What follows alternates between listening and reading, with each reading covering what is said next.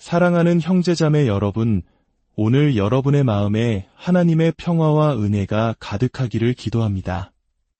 오늘의 말씀을 듣기 전 잠시 시간을 내어 구독과 좋아요를 눌러주시면 이 은혜의 메시지가 더 많은 영혼에게 닿는 귀한 사역에 동참하시게 됩니다. 여러분의 작은 손길이 누군가에게는 큰 위로와 희망이 될 수 있습니다. 참여해주시는 모든 분들의 삶에 하나님의 축복이 함께하기를 소망합니다. 오늘은 19세기 영국의 위대한 설교가 설교의 황태자라 불렸던 찰스 스펄전 목사님의 깊은 통찰이 담긴 메시지를 나누고자 합니다. 1881년 런던의 추운 겨울, 메트로폴리탄 태버네클 교회에 모인 성도들에게 선포되었던 이 말씀은 시대를 넘어 오늘을 살아가는 우리에게도 깊은 울림을 줍니다. 이 메시지는 예레미야 14장 7절에서 9절의 말씀을 바탕으로 합니다. 여호와여, 우리의 죄악이 우리에게 불리하게 증언할지라도 주는 주의 이름을 위하여 일하소서. 우리의 배교함이 많으니이다. 우리가 주께 범죄하였나이다. 이스라엘의 소망이시여, 고난의 때의 구원자이시여, 어찌하여 이 땅에서 나그네같이 되시며 하룻밤 묵어가는 행인같이 되시나이까? 어찌하여 놀란 사람 같으시며 구원하지 못하는 용사 같으시나이까? 여호와여, 주는 우리 가운데 계시고 우리는 주의 이름으로 일컬음을 받는 자이오니 우리를 버리지 마옵소서. 이 간절한 기도는 극심한 고통 속에서 터져나온 백성들의 부르짖음이었습니다. 그 땅에는 끔찍한 기근이 닥쳤습니다. 사람들은 굶주림에 지쳐 길거리에 쓰러졌고 오랜 가뭄으로 대지는 쩍쩍 갈라졌습니다. 마실 물 한 방울이 귀해졌고 설상가상으로 이웃나라의 침략 위협이 끊이지 않아 백성들은 하루도 마음 편할 날이 없었습니다. 선지자 예레미야는 그 참상을 이렇게 묘사했습니다. 내가 들에 나간즉 칼에 죽은 자여, 내가 성읍에 들어간즉 굶주림으로 병든 자로다. 땅에서는 샘물이 솟지 않고 하늘에서는 비가 내리지 않았습니다. 이 끔찍한 재앙은 온 유다 땅을 절망으로 몰아넣었습니다. 유다는 슬피 울고 성문들은 쇠잔해졌으며 예루살렘의 부르짖음이 하늘에 닿았습니다. 마치 용암이 흐르듯 재앙은 그들의 삶을 남김없이 태워버렸습니다. 왕족과 농민 할 것 없이 모두가 같은 절망에 빠져 슬픔의 표시로 머리를 가렸습니다.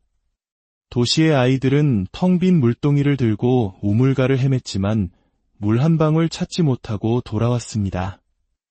들판에서는 굳어버린 땅에 쟁기질조차 할 수 없게 된 농부들이 망연자실 앉아 있었습니다.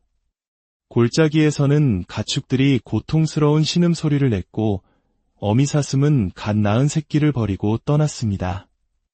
저 높은 산에 사는 들나귀들조차 마실 물을 찾지 못해 타는 듯한 갈증으로 용처럼 거친 숨을 몰아쉬었습니다. 온 나라가 마치 뜨거운 화덕 입구에 놓인 것처럼 바싹 타들어가고 있었습니다. 그 어떤 우상도 비를 내리게 할 수 없었습니다.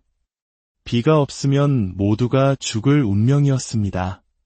백성들은 아무것도 할 수 없었고 죽음의 그림자가 그들을 정면으로 마주하고 있었습니다. 이런 극한의 상황에 이르러서야 그들은 비로소 지혜를 찾기 시작했습니다. 하나님께 드리는 기도가 그들의 마지막이자 유일한 희망이었습니다. 예레미야 선지자는 죽어가던 백성들의 회개와 간절한 탄원을 놀라운 언어로 담아냈습니다. 오늘 우리가 읽은 본문은 바로 그 겸손한 간구의 모범입니다. 하지만 안타깝게도 방황하기를 좋아했던 그들의 발은 돌아올 준비가 되어 있지 않았습니다. 주님을 향한 충성을 저버렸던 그들의 마음은 유로운 율법과 화해하지 못했습니다. 결국 주님께서는 그들을 향해 내가 내 백성을 멸하리니 이는 그들이 자기 길에서 돌이키지 아니함이라고 말씀하셔야 했습니다. 그들의 기도는 진정한 회개에서 나온 것이 아니라 죽음의 공포에서 비롯된 것이었기 때문입니다. 이 모습, 어딘가 익숙하지 않으십니까? 우리 역시 극심한 고통의 순간에만 하나님을 찾을 때가 얼마나 많습니까? 역병이 돌 때, 콜레라가 창궐할 때, 가난이 집을 덮칠 때, 사람들은 비로소 주여, 우리를 불쌍히 여기소서라고 외칩니다. 죽음의 문턱에 이르러서야 목사님을 불러 기도를 부탁해 주시오라고 말합니다. 이 얼마나 비참한 일입니까? 마치 하나님을 위급 상황에만 호출하는 존재처럼 대하는 것입니다. 이기적인 두려움 때문에 마지못해 드리는 기도를 하나님께서 어떻게 받으시겠습니까? 하지만 놀라운 것은 그런 상황에서 드리는 기도라 할지라도 그것이 진실하다면 하나님은 귀를 기울이신다는 사실입니다. 환난 날에 나를 부르라. 내가 너를 건지리니 내가 나를 영화롭게 하리라 고 주님은 말씀하십니다. 탕자가 아버지께 돌아왔을 때 아버지는 내가 배가 고파서 돌아왔구나. 돼지들이 먹는 쥐엄 열매로도 배를 채우지 못하니 이제야 내 종들의 음식을 탐내는구나 라고 꾸짖지 않으셨습니다. 오히려 모든 말이 환영이었고 모든 눈길이 사랑이었습니다. 하늘에 계신 우리 아버지의 얼굴에는 찡그림이 없으며 그 입술에서는 책망의 말이 나오지 않습니다. 오히려 사랑의 팔을 활짝 벌려 잃어버렸던 자녀를 품에 안으십니다. 그러므로 지금 여러분이 여전히 기도할 수 있는 땅 위에 간구할 수 있는 관계 속에 있다는 사실에 감사하십시오. 희망의 경계선을 넘어버린 자들의 처지는 얼마나 끔찍합니까? 예레미야 시대의 백성들은 더 이상 용서받을 수 없는 지경에 이르렀습니다. 하나님께서는 예레미야에게 이 백성을 위하여 기도하지 말라고 명령하셨습니다. 심지어 모세와 사무엘 같은 위대한 중보자들이 함께 간청하더라도 듣지 않으시겠다고 선언하셨습니다. 그들의 심판의 시간이 이르렀기 때문입니다. 자비로 장난치는 자들이여 조심하십시오. 하나님께서 은 막대기를 거두시고 칼을 빼드시는 날이 올 수 있습니다. 자비의 보좌를 멸시하는 자들이여 그 보좌가 불타는 진노의 보좌로 변하여 여러분이 멸망하지 않도록 주의하십시오. 하지만 사랑하는 여러분, 지금 우리의 상황은 그렇지 않습니다. 하나님의 이름에 찬미를 드립니다. 그러므로 오늘 본문이 기도를 길을 잃은 하나님의 백성들을 위한 모범적인 기도로 그리고 죄를 깨닫고 하나님께 나아와 자비를 구하고자 하는 이들을 위한 교훈적인 예로 삼고자 합니다. 먼저 하나님의 교회와 잠시라도 하나님을 떠났던 모든 성도들에게 말씀드립니다. 주님께 돌아가기 위해 어떤 말을 가져가야 할지 고민하고 계십니까? 오늘 본문보다 더 좋은 말은 없을 것입니다. 기도는 자신의 죄를 인정하는 것에서 시작됩니다. 여호와여, 우리의 죄악이 우리에게 불리하게 증언합니다. 죄로 상처 입은 영혼은 변명하거나 핑계를 댈 수 없습니다. 그저 죄인입니다 라고 외칠 뿐입니다. 그렇습니다. 부인할 수 없는 죄인입니다. 우리의 죄악 자체가 우리를 고발하는 증인이기 때문입니다. 혹시라도 거룩함의 길에서 조금이라도 벗어났다면 우리 각자가 이 사실을 깊이 느껴야 합니다. 만약 오늘 밤 제가 제 자신의 의로움을 근거로 하나님 앞에 서야 한다면 저는 먼지 속에 엎드려 부끄러움에 얼굴을 가릴 수밖에 없을 것입니다. 자신의 마음과 삶을 아는 모든 신자들도 마찬가지일 것입니다. 우리는 부인할 수 없는 죄인입니다. 그러니 사랑하는 형제여, 저와 함께 죄인의 자리에 서서 길 잃은 자녀처럼 부끄러워하며 이대한 아버지 앞에 나아가 이렇게 고백합시다. 우리의 죄악이 우리에게 불리하게 증언합니다. 또한 우리의 배교함이 많다는 사실을 인정해야 합니다. 젊은 시절의 미숙함을 핑계로 처음의 실수를 변명할 수는 있겠지만 더 성숙한 세월 속에서 저지른 죄악에 대해서는 무엇이라 말하겠습니까? 세월은 우리에게 안정을 주었고 경험은 지식을 더했으며 하나님의 은혜와 보호는 우리의 인격을 성숙시켜 주셨어야만 했습니다. 하지만 우리의 배교함은 너무나 많습니다. 기록을 되짚어 보십시오. 그리스도를 위해 무엇을 했습니까? 진리를 위해, 사람들의 영혼을 위해, 구속주의 왕국 확장을 위해 무엇을 하셨습니까? 오히려 우리의 삶이 진리를 욕되게 하고 소중한 대의에 해를 끼치지는 않았습니까? 우리의 배교함은 셀 수 없이 많고 그 죄는 너무나 큽니다. 이제 변명이나 정당화는 불가능하다는 것을 느껴야 합니다. 그리고 가장 무거운 고백이 이어집니다. 우리가 주께 범죄하였나이다. 이 고백이야말로 죄의 핵심을 꿰뚫는 말입니다. 다윗은 항상 이렇게 고백했습니다.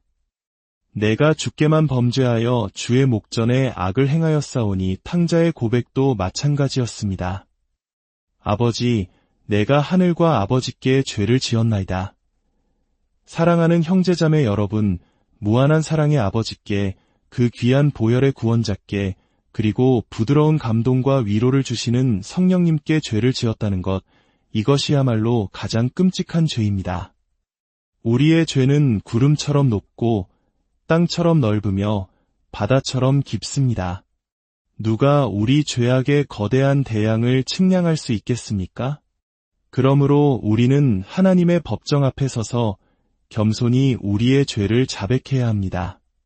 죄를 고백한 후 우리는 이제 간절히 자비를 구해야 합니다.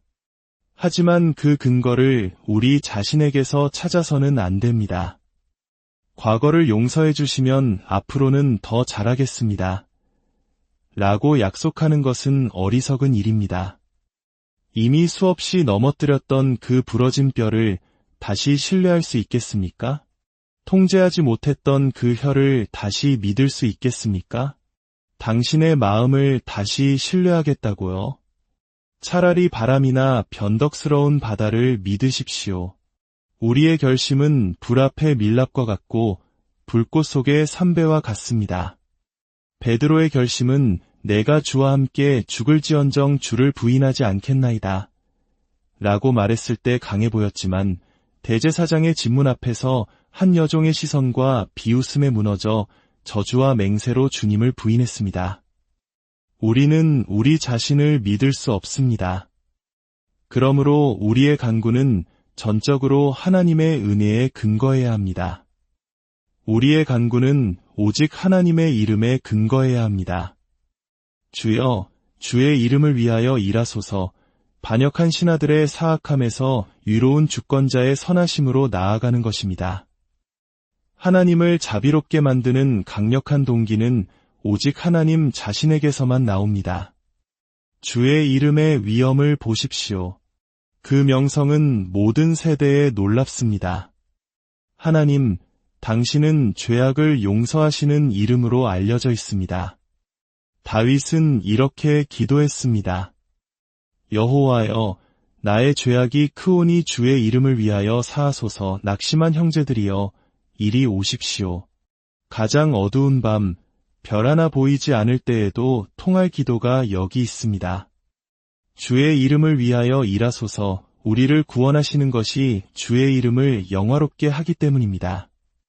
더 나아가 우리는 하나님의 성품에 호소할 수 있습니다.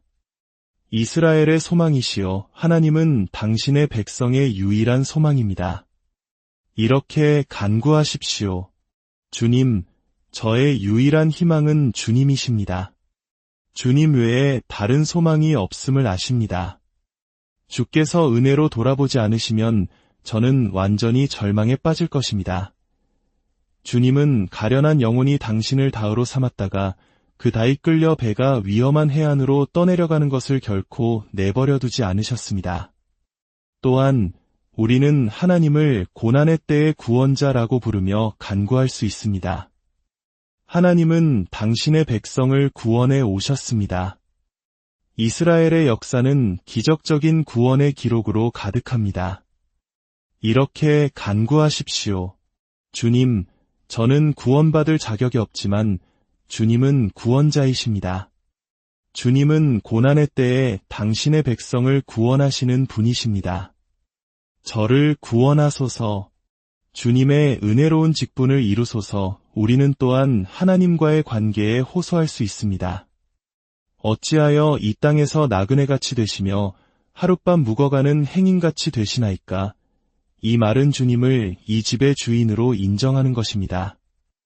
예수님, 당신은 이 가족의 머리이시며 남편이십니다. 어찌 손님이나 나그네처럼 행하시려나이까? 교회는 주님의 것이며 주님은 교회의 머리이십니다. 그 직분을 버리지 마시라고 간구하십시오.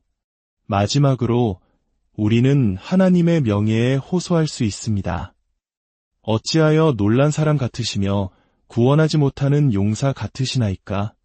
이 말은 주님, 만약 주께서 우리를 돕지 않으시면 세상 사람들이 그들의 하나님은 그들을 돕지 못했다고 말할 것입니다. 그들의 믿음은 헛된 것이었고 그들의 하나님은 그들을 구원할 능력이 없었다고 조롱할 것입니다. 라고 간구하는 것입니다. 이 간구는 강력합니다.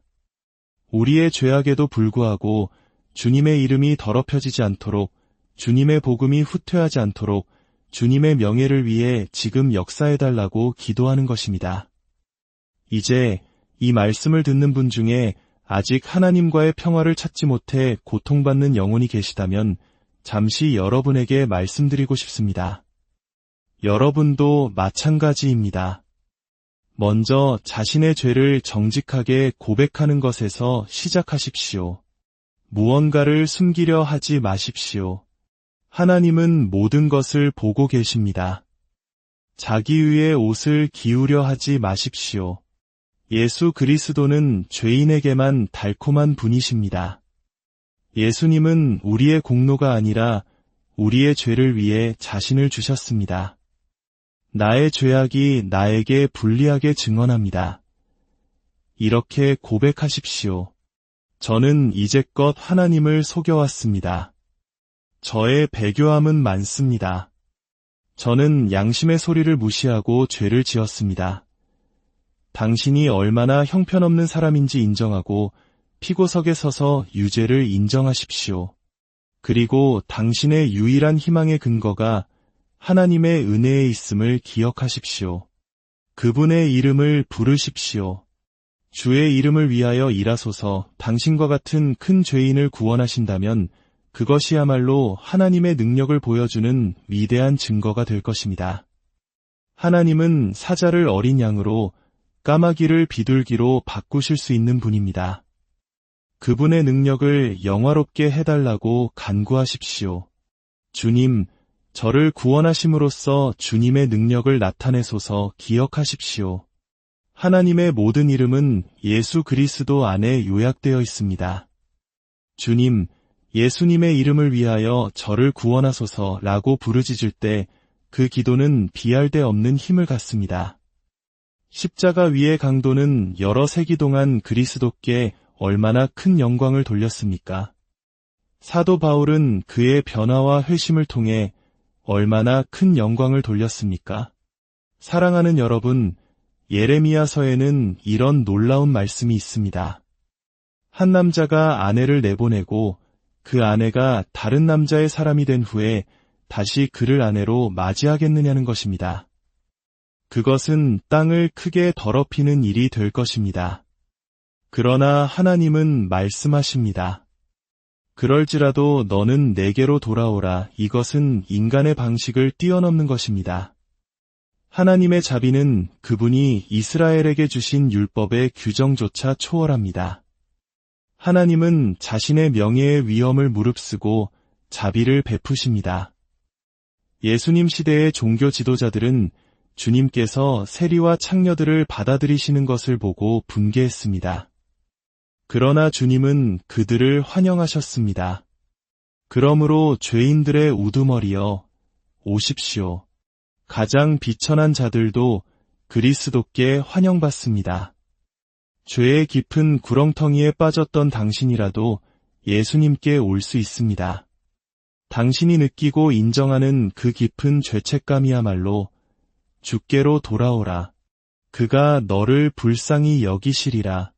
그가 내 허물을 지우시고 내 본성을 바꾸시며 너를 죄인에서 성도로 변화시켜 내 안에서 그의 이름을 영화롭게 하시리라는 메시지가 바로 당신을 향한 것임을 증명합니다. 사랑하는 여러분, 오늘 이 말씀이 여러분 각자의 삶에 살아있는 하나님의 음성이 되기를 축복합니다. 우리의 연약함과 죄악에도 불구하고 우리를 부르시고 우리를 위해 일하시는 하나님의 이름을 찬양합니다. 그분의 은혜 안에서 참된 평안과 회복을 누리시는 저와 여러분이 되기를 주님의 이름으로 간절히